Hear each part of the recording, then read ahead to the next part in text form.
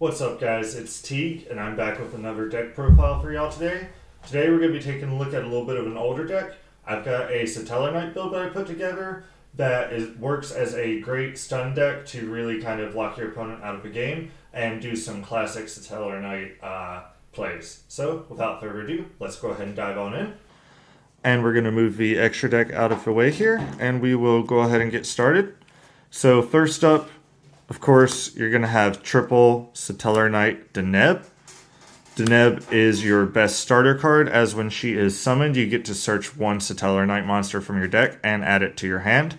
This is a once per turn effect, but it does not care how she is summoned, so normal summon, special summon, she will still resolve. Moving on from there, we of course have triple Tellarknight Altair. Altair is going to allow us to special summon a Tellarknight monster from our graveyard on summon in defense position, but we are restricted to attacking with only Tellarknight monsters for the rest of the turn, which, luckily for us, is not that big of a deal. Moving on, we have triple Tellarknight Nuclei. As you might see a theme developing here, we are maxing out on our Tellarknight monsters. Nuclei is the Foolish Burial of the deck, so on summon we are able to send one other Tellarknight monster from our deck to the graveyard. This is a great combo starter because it does allow us to get something like our Deneb to the graveyard, or maybe a Vega in order to set up some different plays. And then for the last Tellarknight monster we're running, we are running triple Vega. Vega on summon allows us to special summon another Tellarknight monster from our hand. So the ideal play is to go Vega into Altair into a Deneb from your graveyard to get 3 monsters from one. That's going to do it for the Tellarknights. For our hand traps, we are running triple Ash Blossom and Joyous Spring. I still think that this is just the overall best hand trap to run when you are only running a limited amount of hand traps. She's going to give us the most versatility as she stops the most variety of card effects. Moving on into the spells from there, we do have triple Tellarknight Skybridge. Skybridge allows us to target a Tellarknight monster we control, and then we special summon a Tellarknight with a different name from our deck, and then shuffle the first target back into the deck. And while that monster we summoned is on the board, we are restricted to Tellarknight monsters. But again, this is a restriction that is not really going to affect us in most situations. That's actually the only 3-of spell we're running in the deck. For our 2-ofs, we have double Pot of Desires. There are some other options. Some people like to play either Prosperity or Extravagance in the deck, but we do make fairly good use of our extra deck, especially if we find ourselves in a longer, grindier game. And so since we play so many 3-ofs in the deck, we'd rather banish from the main deck with Desires than from the extra deck with Prosperity or Extravagance. Moving to the 1-ofs, of course we have the 1 Reinforcement of the Army to search. We are playing 1 Double or Nothing. We are a rank 4 Exceed deck, so of course we're going to be utilizing the Utopia double combo. And then we're playing 1 Raigeki and 1 Harpy's Feather Duster. These could obviously be Lightning Storms, but I wanted to keep it a little more budget for y'all, and Raigeki and Harpy's Feather Duster are still great in today's format, as well as forcing out a negate or clearing off your opponent's board is always nice. That's going to do it for the spells. Getting into the traps, we have triple Stellar Nova Alpha. Still one of the best counter traps in the game.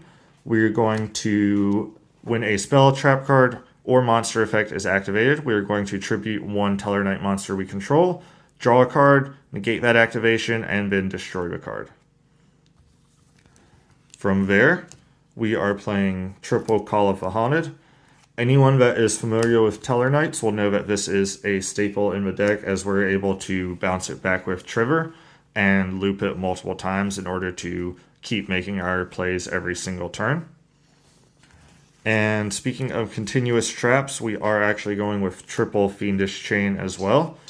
This is a bit of an old school card, but it does allow us to target a monster that's face up on the field, negate its effect, Also, it cannot attack. That does not come up too often, but it could be relevant. Biggest reason we're going with this is, again, because it's a continuous card, so we are able to bounce it back with our trigger. Moving on, we are also on triple infinite impermanence.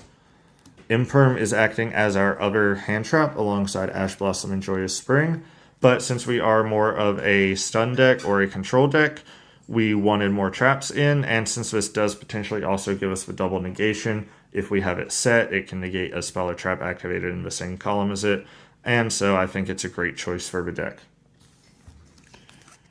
We're then also playing double Solemn Strike.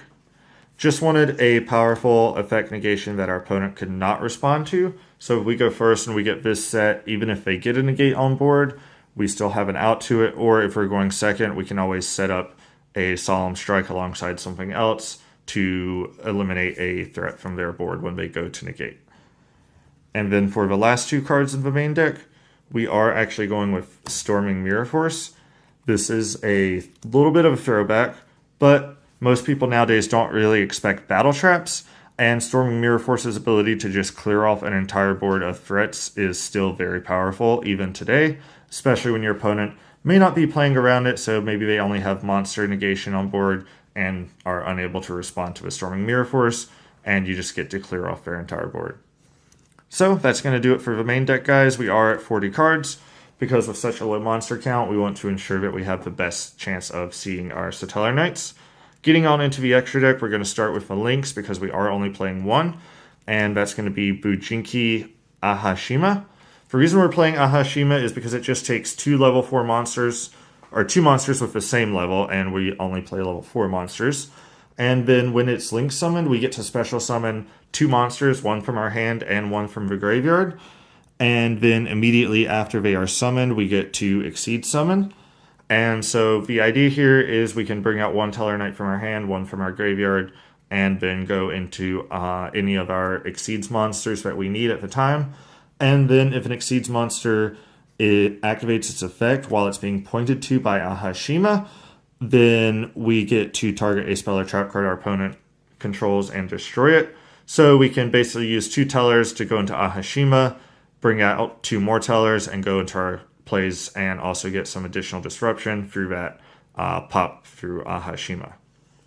So moving on into our Exceeds, we are playing triple Dark Tellarknight Battlemias.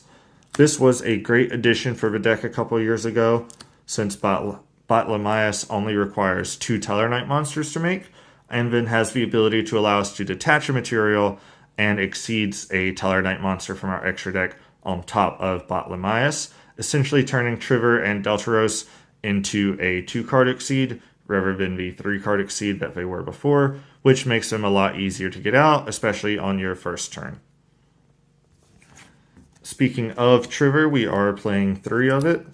This is by far the best card in your extra deck, as you're going to be looking to summon one, bounce your opponent's board, take a card from their hand, and then on your next turn, ideally you want to summon another Trigger, bouncing the first one back to your extra deck, and just keep looping them. We are going with 3 just in case something happens to one of them. We do still have that access to the loop for as long as we need it. Moving on from there, we are on 1 Tellarknight Deltaros. Deltaros is still a pretty good card, but you don't really need multiple. While he does have material, your opponent cannot respond to the summon of your monsters, your Exceeds monsters, and then you can detach material to target a card on the field and destroy it. From there, we do have the 2 Tellarknight Constellar Diamonds. Diamond is actually extremely powerful right now. When your opponent activates a dark monster effect, you can detach a material to negate the activation and destroy that card. And this is not once per turn. So when you're going against decks that are predominantly dark, like something like Dragon Link, you have several negations out of just 1 Constellar Diamond. And then also, while he has materials, your opponent cannot send, neither player can send cards from the deck to the graveyard, and any card that would be added from the graveyard back to the hand is banished instead. And we can also bring Diamond out during main phase 2 by exceeding on top of any of our other Tellarknights, so he is a little bit easier to get out. Moving on into the other rank 4s that we're playing, We have 1 Abyss Dweller because we do want to shut down graveyard effects whenever possible. 1 Baguska. This is just a great stun option if we need to buy ourselves a little bit of time. We can always throw him out on the field, and if our opponent's not playing link monsters, it will take them a little bit of time to get over him. Like you saw, we are playing double or nothing in the deck, so we do have Utopia and Utopia double. This is just going to give us our best OTK option, as we can easily go into Utopia double and get our double or nothing, and then swing for 10,000 damage.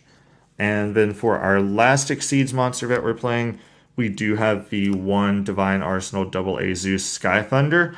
Since our Exceeds do take multiple materials, like Trivor and Deltaros, we can always put a Zeus on top of them during main phase 2 in order to provide us with some additional disruption during our opponent's turn to make sure that they don't come back on us. So that's going to do it for the deck profile, guys. I hope y'all enjoyed this. I know it's a little bit of a classic deck, maybe not something quite so meta, but this is a deck that I always loved to play back when they first came out. And like I said at the start, I think that there's a great stun option here as well. So let me know what you think of the deck. Also, I know it's been a while since the deck has seen any support, so I'd love to know down in the comments maybe what you think could really help this deck get back to meta relevancy. If you enjoyed the video, be sure to hit that like button and maybe subscribe so that you don't miss out on future deck profiles and other content. Alright, see you next time, guys.